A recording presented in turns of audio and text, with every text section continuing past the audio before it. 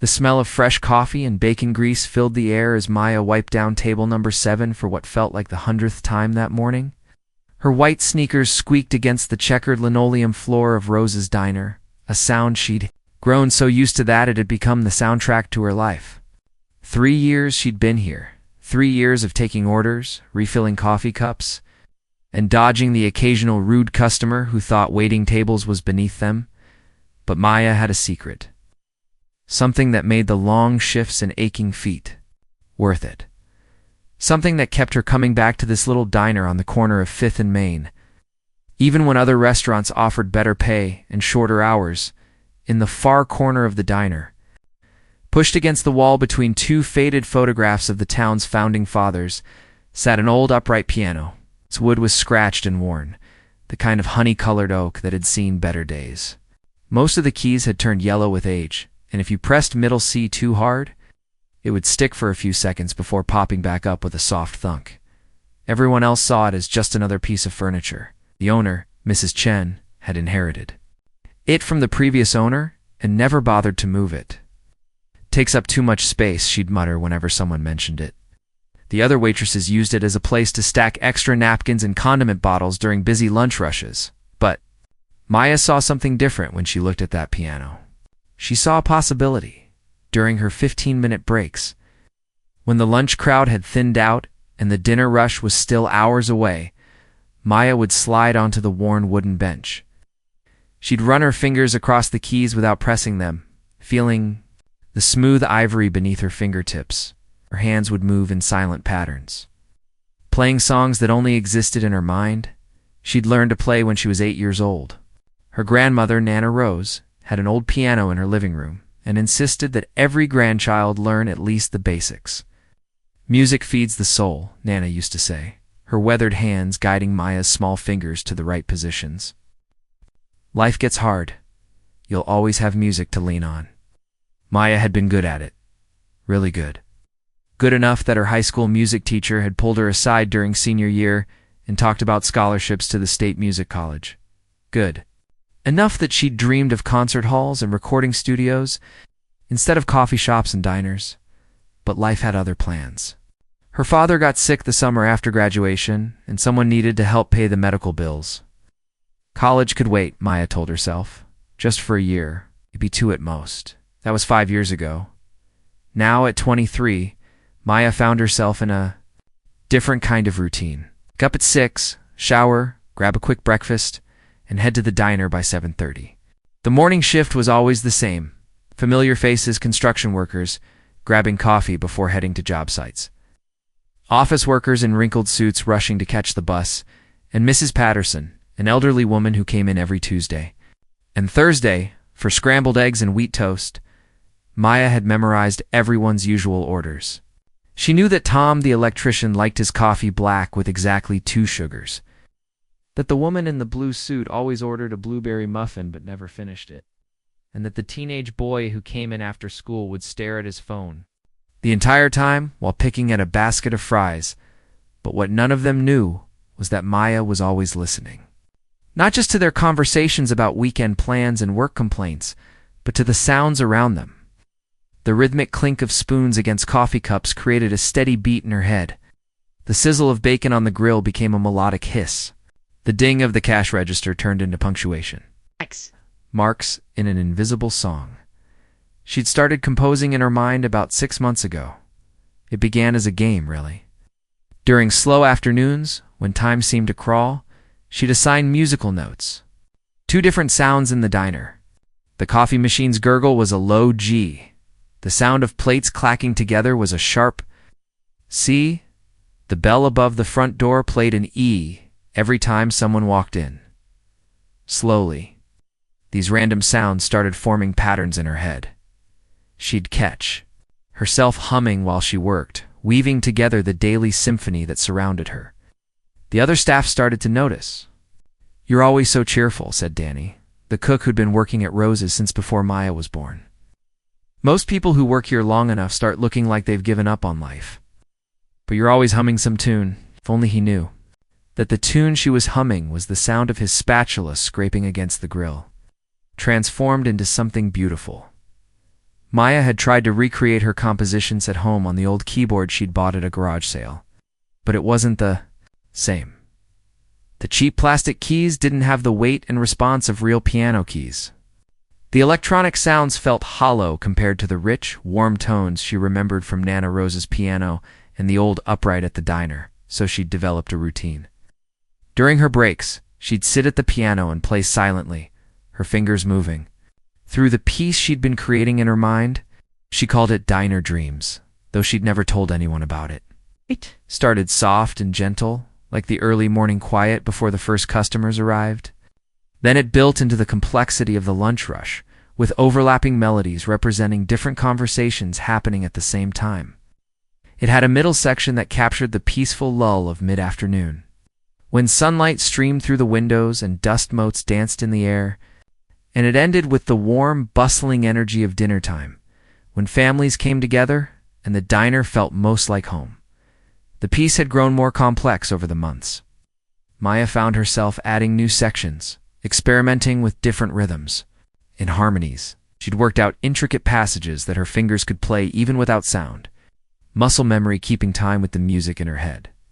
Sometimes, when the diner was empty, except for one or two customers absorbed in their newspapers, Maya would press down very gently on the keys, so softly that barely any sound came out, just enough to feel the connection between her fingers and the music.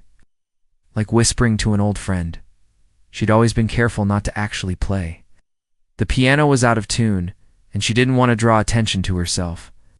This was her private world, her escape from the reality of sore feet and difficult customers, and dreams that felt further away with each passing day. But lately, Maya had been feeling restless. The silent practice sessions weren't enough anymore. Her fingers itched to press the keys properly, to hear her composition come to life, instead of just existing in her imagination. She'd started staying after her shifts sometimes when the diner was closed and she was supposed to be helping with cleaning. She'd stand next to the piano, her hands hovering over the keys, wanting so badly to just let the music out. What Maya didn't know was that her life was about to change completely. In just a few days, a group of people would walk into Rose's diner, who would challenge everything she thought she knew about herself and her place in the world. They would force her to make a choice between safety and dreams, between hiding her talent and letting it shine. But for now, she was just Maya the waitress, wiping down tables and taking orders, carrying a symphony in her heart that no one else could hear. Friday nights at Rose's diner were always busy, but this particular evening felt different from the moment Maya clocked in. The dinner rush had started earlier than usual, and every table was full by 6 o'clock. The kitchen was running behind. Danny was sweating over the grill. Maya's feet were already aching, even though she'd only been working for 2 hours. She was balancing 4 plates on her arms. When she noticed them walk in, a group of 5 people, all dressed in the kind of clothes that screamed money and education. The women wore elegant blouses and designer handbags, while the men had on pressed shirts and expensive-looking watches. They looked completely out of place in the small-town diner, with its cracked vinyl booths and faded wallpaper. Maya seated them at the large corner table near the piano, the only spot big enough for their group. As she handed out menus, she couldn't help but overhear their conversation. They were talking about the local arts scene, using words like provincial and unsophisticated in ways that made Maya's stomach twist. The woman who seemed to be leading the group had silver hair pulled back in a perfect bun and wore glasses that probably cost more than Maya made in a month. Introduced herself as Dr. Victoria Walsh when Maya came to take their drink orders. The others were professors and critics from the university in the next town over, apparently meeting for their monthly dinner to discuss the state of culture in the region. Maya tried to focus on taking their orders, but their conversation kept pulling her attention. They were complaining about everything. The local theater group was amateur at best. The high school's music program was a joke. The town's annual arts festival was an embarrassment to anyone with real taste. "It's such a shame," said one of the men, adjusting his wire-rimmed glasses. These small towns used to have such rich cultural traditions. Now it's all been replaced by reality TV and social media. Dr. Walsh nodded knowingly. The general public simply doesn't appreciate real artistry anymore. They're content with whatever passes for entertainment these days. Maya felt her cheeks burning as she wrote down their orders. She wanted to say something, to defend her town and the people she served every day. But she was just the waitress, and they were the educated experts. Who was she to argue? As the evening went on, their comments got worse. When Maya brought their appetizers, they were criticizing the local music store owner for trying to organize community concerts. As if anyone in this town could actually play anything worth listening to, laughed one of the women. Then Dr. Walsh's eyes landed on the old piano in the corner. Maya watched as her expression shifted from mild interest to obvious disdain. Good Heavens, Dr. Walsh said loudly enough for half the diner to hear. Look at that poor excuse for an instrument. It's probably been sitting there gathering dust for years. I doubt anyone in this entire town could even play chopsticks properly. Conversation at nearby tables started to quiet down. Maya noticed Mrs. Patterson looking uncomfortable at her usual table, and Tom, the electrician, was frowning into his coffee cup. Even Danny had stopped humming in the kitchen. Professor Mitchell, a balding man with a goatee, chuckled. I'm always amazed when these little establishments think having a piano somehow adds class to the place. As if anyone with actual musical training would ever set foot in here, let alone perform. Maya's hands were shaking as she refilled their water glasses. Every word felt like a personal attack, not just on her, but on everyone she cared about. These people didn't know anything about her town or the good people who lived here. They didn't know about Mrs. Patterson, who used to be a music teacher before she retired. They didn't know about the high school kids who worked hard in the school band, or about Maya herself and the music that lived inside her heart. The real tragedy, Dr. Walsh continued, dabbing at her mouth with a napkin, is that these people have no idea what they're missing. They've never experienced the transcendence of truly great music. They're content with their simple little lives and their simple little pleasures. Something inside Maya snapped. She set down the water pitcher with more force than necessary, causing Dr. Walsh to look up with raised eyebrows. Excuse me, Dr. Walsh said, her voice cool and condescending. Is there a problem? Maya opened her mouth to speak, then closed it again. What could she say? That she'd been composing music in her head for months. That she'd had a scholarship to music school but gave it up to help her family. That she understood music better than they probably thought possible? I was just wondering, Maya said carefully, her voice steadier than she felt. What makes you think no one here appreciates good music? The question seemed to amuse Dr. Walsh. She exchanged glances with her companions, and Maya could see the barely concealed smirk on her face. Oh, my dear, Dr. Walsh said in the tone people use when talking to small children. I don't mean to be unkind, but let's be realistic. Musical appreciation requires education, training, exposure to the finest compositions and performances.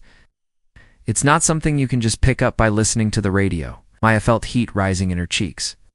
But what if someone here did have training? What if they knew more about music than you'd think? Now the entire group was looking at Maya with the kind of patronizing amusement that made her want to disappear. Professor Mitchell leaned back in his chair, clearly enjoying the conversation. Well, he said with a chuckle, I suppose anything's possible. But true musical talent is quite rare.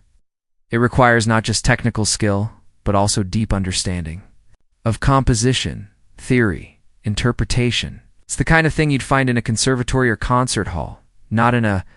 He gestured around the diner place like this. The silence that followed was deafening. Maya could feel everyone in the diner watching, waiting to see what she would do.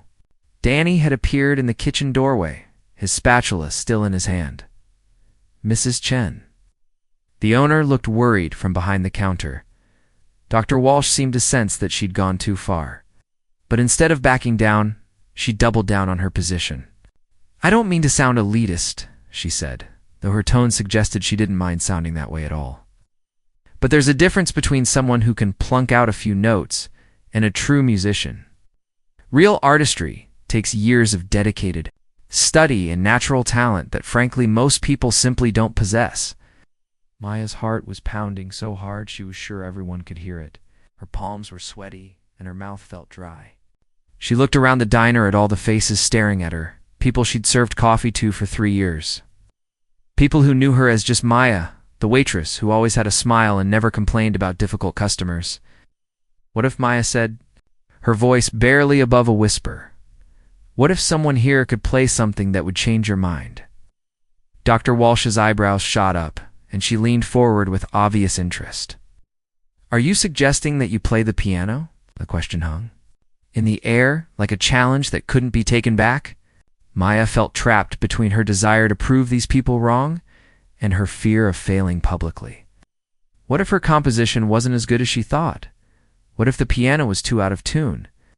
What if she froze up in front of everyone? But then, she thought about Nana Rose and all those hours spent learning to find music in everything around her. She thought about the months she'd spent creating her piece, weaving together the sounds and rhythms of the diner into something beautiful. She thought about all the time she'd sat at that piano during her breaks, her fingers moving silently through the music that lived in her heart. "Yes," Maya said, her voice growing stronger. "I am." The diner erupted in whispers and murmurs. Dr. Walsh sat back in her chair, her expression shifting from amusement to curiosity. The other professors looked skeptical but intrigued, clearly expecting to be entertained by what they assumed would be an amateur's clumsy attempt at impressing them. Maya untied her apron with trembling fingers, her decision made. There was no turning back now. In a few minutes, she would either prove that these people were wrong about her town and its people, or she would confirm everything they believed about small-town mediocrity. Either way, her life was about to change forever. The walk from table 6 to the piano felt like the longest journey of Maya's life. Every step echoed in the suddenly quiet diner, and she could feel dozens of eyes following her movement. Her heart was beating so fast she wondered if everyone could hear it over the soft hum of the refrigerator and the distant sizzle from the kitchen grill. Maya's hands were shaking as she approached the old upright piano. Up close, it looked even more worn than usual.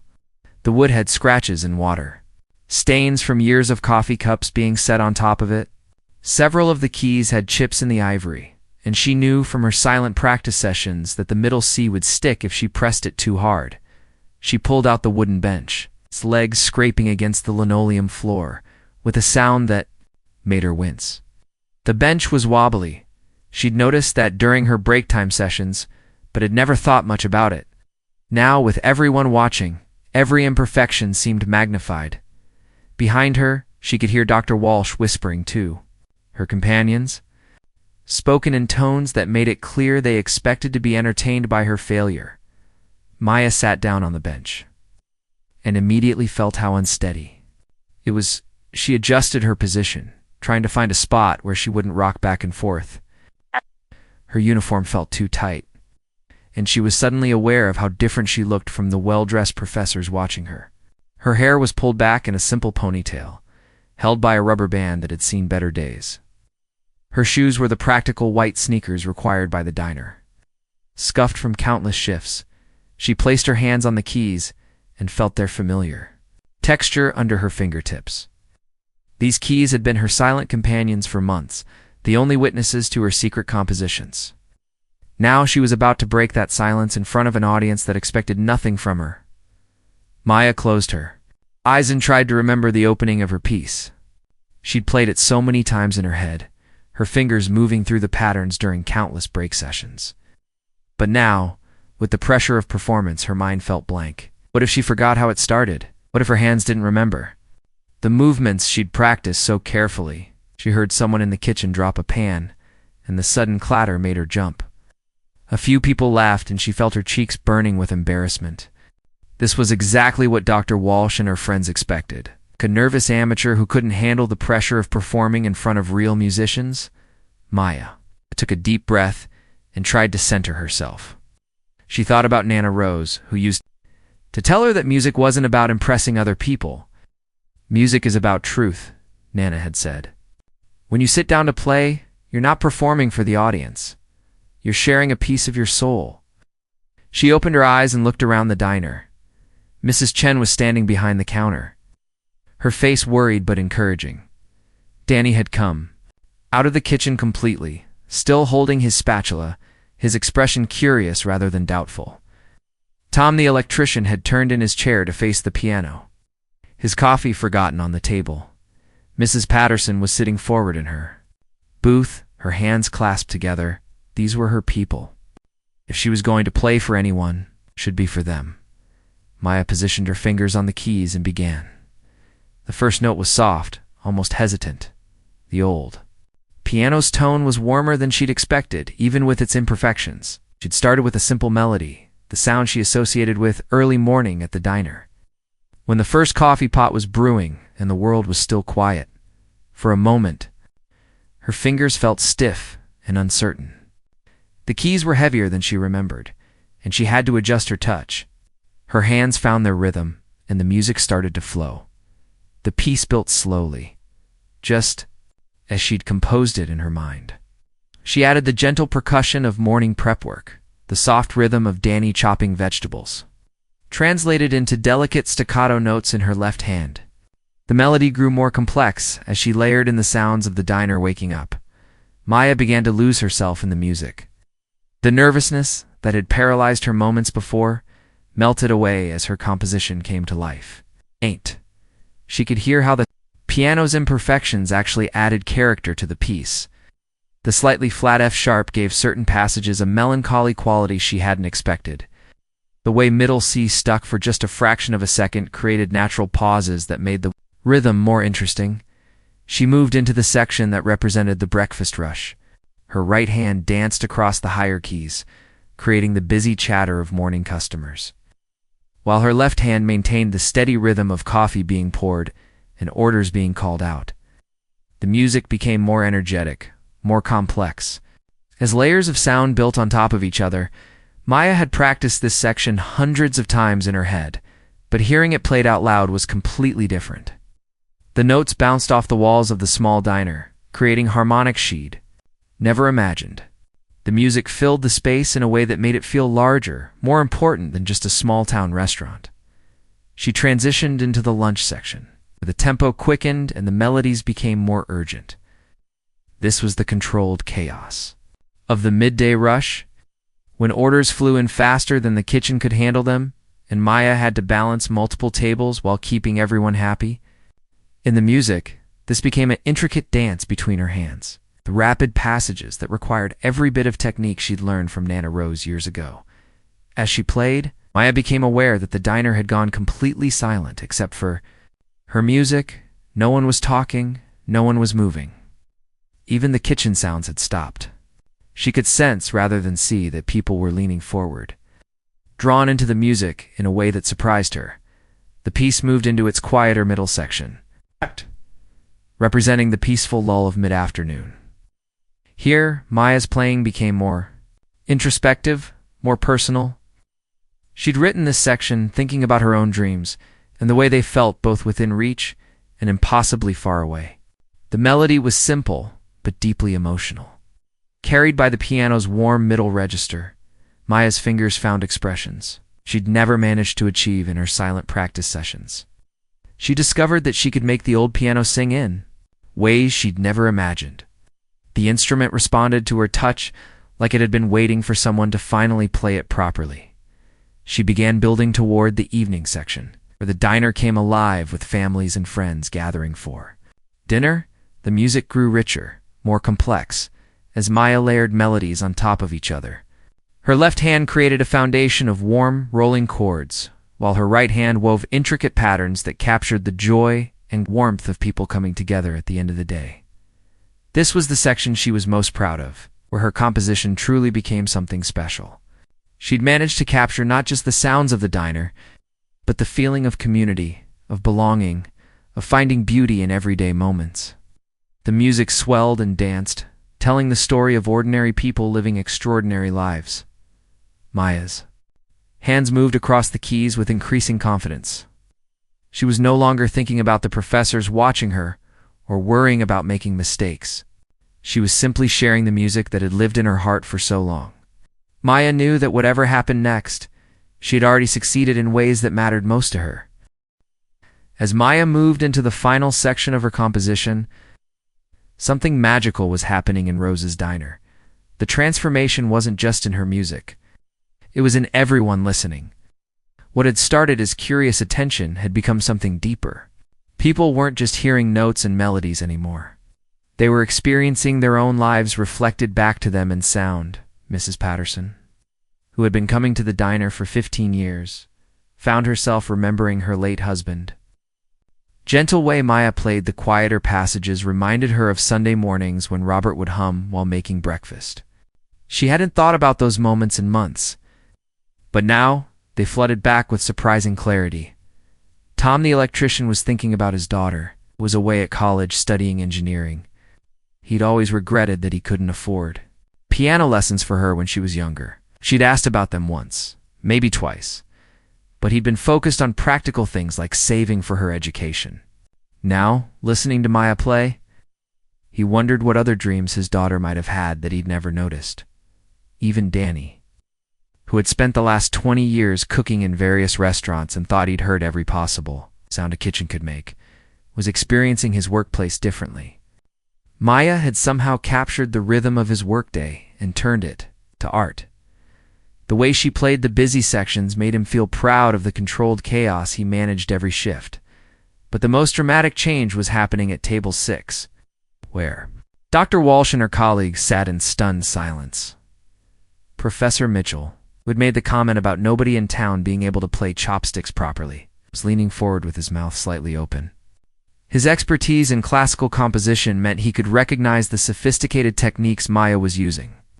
The way she layered different melodies, the complex harmonies she created with her left hand while her right hand carried the main themes. This wasn't the work of an amateur plinking around on an old piano. Dr. Walsh herself was experiencing something she hadn't felt in years. As someone who had dedicated her life to studying and critiquing music, she had become somewhat numb to its emotional impact. She could analyze a piece technically, discuss its merits and flaws, place it within historical context. But she had forgotten what it felt like to be moved by music, to feel it touch something deep inside her chest. Maya's composition was doing exactly that. The way the young woman captured the essence of community, the dignity of everyday work, the beauty hidden in ordinary moments.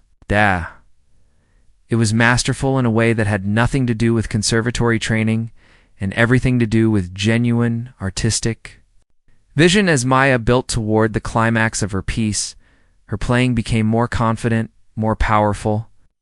The old piano, which had sat silent for so long, seemed to come alive under her hands. She was no longer fighting against its imperfections, but incorporating them into her performance.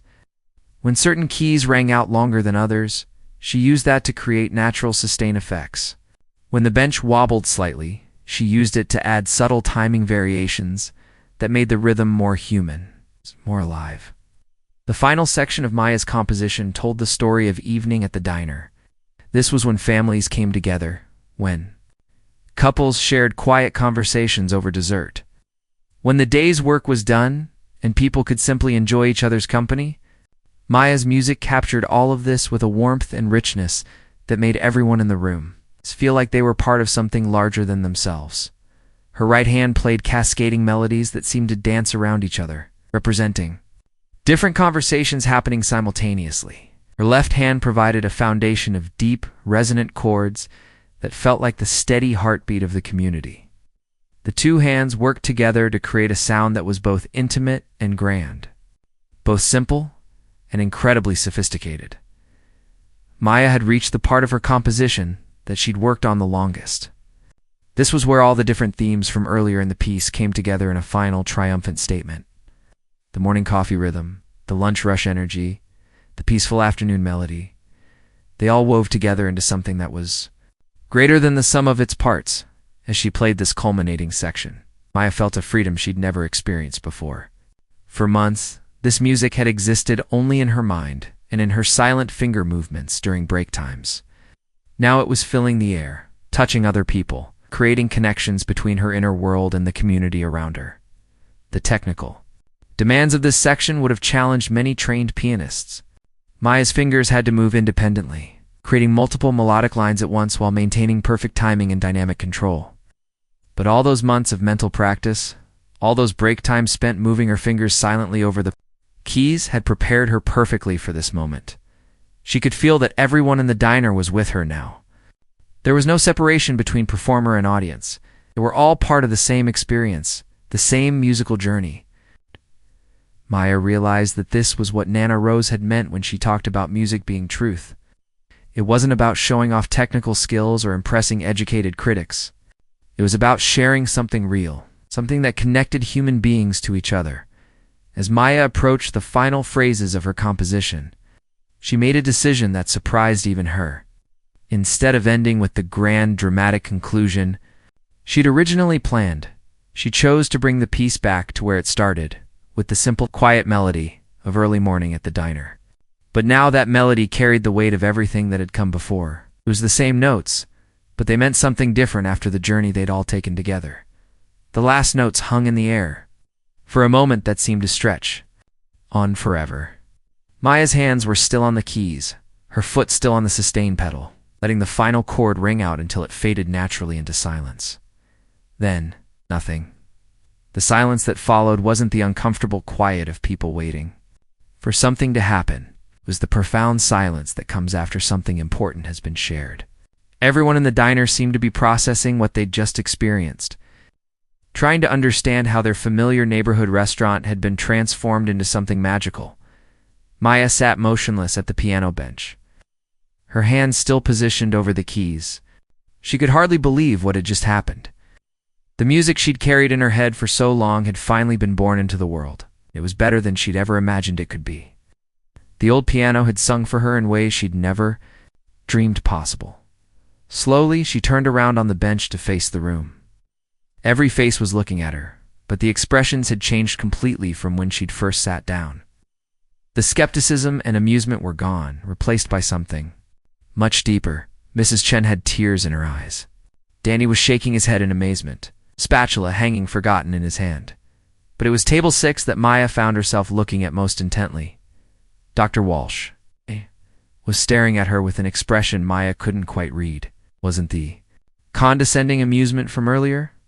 It wasn't even surprise exactly. It was something that looked almost like recognition, as if Dr. Walsh was seeing Maya clearly for the first time.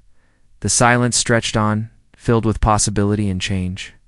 Maya knew that whatever happened next, nothing would ever be quite the same again. The silence lasted for what felt like hours, but was probably only 10 seconds. Then, slowly, someone started clapping.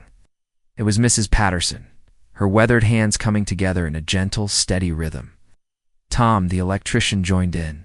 Then, Danny from the kitchen doorway, still holding his spatula. Within moments, the entire diner erupted in applause. But Maya barely heard it.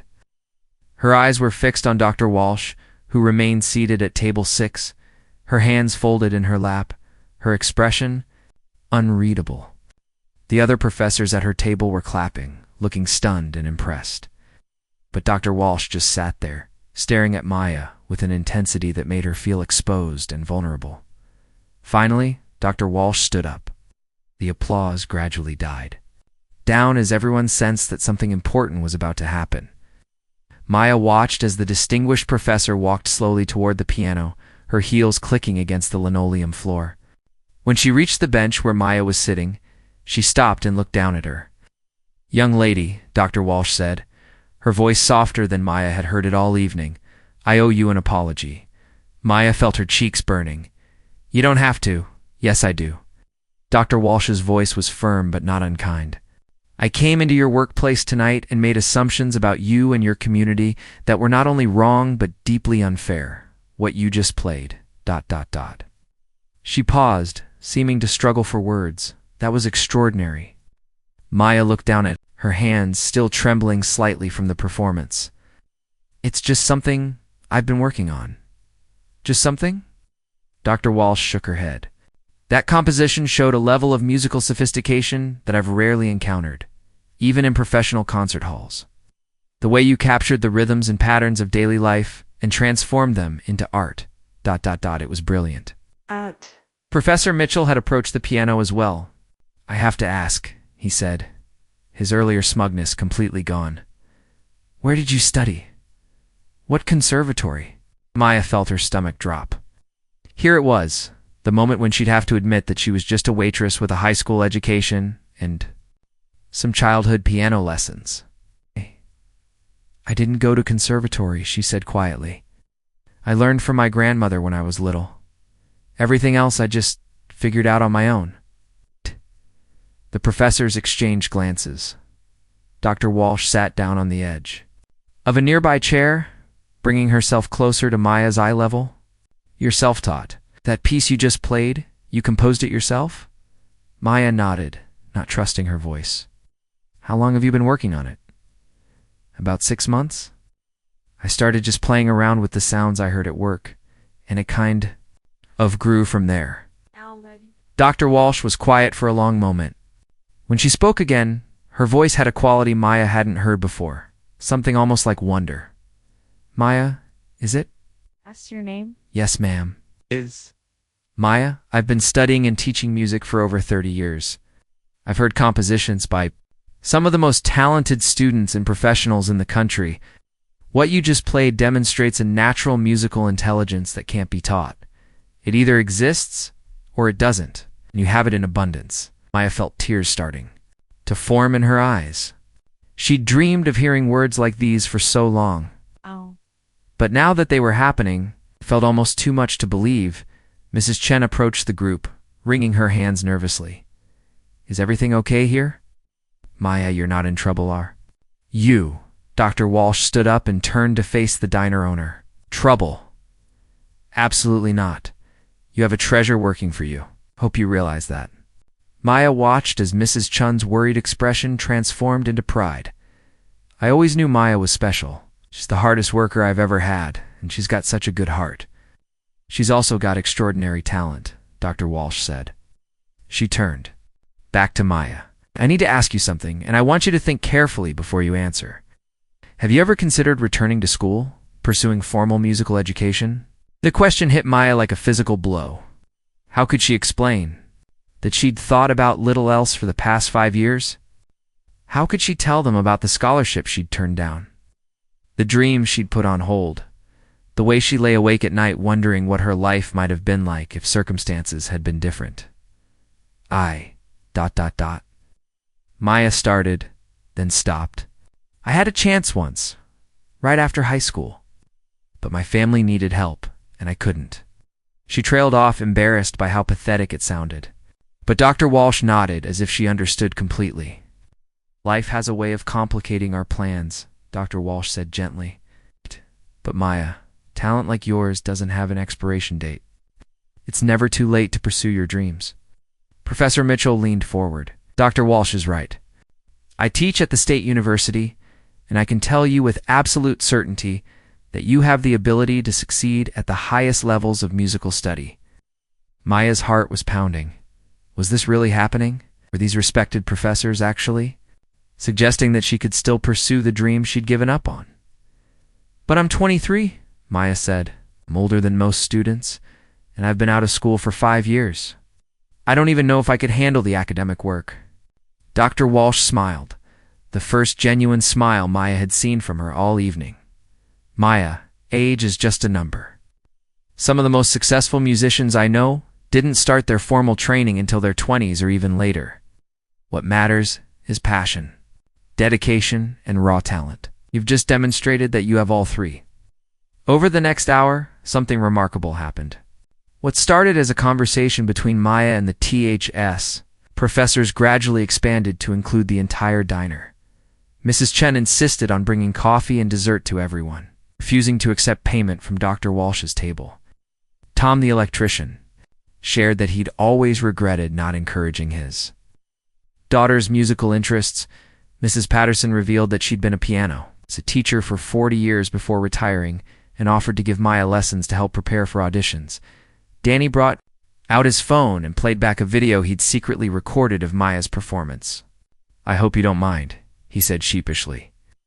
But I had a feeling this was something special, and I wanted to make sure we could remember it. As Maya watched herself on the small screen, playing the piano with complete absorption, she could hardly believe it was real. The person in the video looked confident, talented, artistic. She looked like someone who belonged at a piano, Dr. Walsh exchanged contact information with Maya, and promised to help her navigate the application process for music programs. Professor Mitchell offered to write a recommendation letter and suggested several schools that would be perfect for someone with Maya's unique background and abilities. There are scholarships available, Dr. Walsh explained. Programs specifically designed for students who show exceptional promise but haven't had traditional training.